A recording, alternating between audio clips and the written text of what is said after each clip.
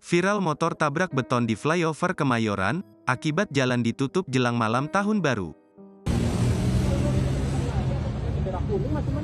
Kalau dari sana ke sini nggak paling kelihatan masalahnya. Meskipun ada bendera, tetap salah mereka juga. Harusnya tutupnya di sini, di depan. Ini juga di sini nggak kelihatan kan, gelap subuh-subuh. Mahasiswa juga nggak ada yang tahu kok, makanya kaget kita loh. Kok ditutup? Beredar video di media sosial mengenai banyaknya pengendara motor menabrak pembatas beton yang dipasang menutupi akses masuk flyover depan RS Mitra Kemayoran, Jakarta Pusat. Dalam video yang beredar, terlihat sebuah motor ringsek diduga akibat menabrak beton itu. Pengendara motor disebut tidak melihat ada rambu atau petugas sehingga tidak tahu ada beton. Kasat Lantas Polres Metro Jakarta Pusat Kompol Gomo Simamora mengatakan, polisi sedang mengecek lokasi. Unit kecelakaan sedang cek ke lokasi, kata Gomo saat dikonfirmasi, Minggu tanggal 31 Desember tahun 2023. Informasi, dipasang untuk pengalihan arus lalu lintas saat malam tahun baru, jelas dia.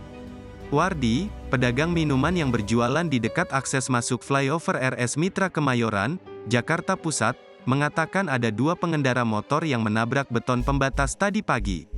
Sebelum saya datang ke sini jualan pukul 7.30 waktu Indonesia Barat, sudah ada dua kecelakaan motor yang tabrak pembatas beton, ucap Wardi saat ditemui di lokasi, Minggu tanggal 31 Desember tahun 2023. Kata Wardi, traffic cone dari polisi belum terpasang pagi tadi sehingga pengendara langsung melesat ke akses masuk flyover tanpa tahu sadar beton pembatas.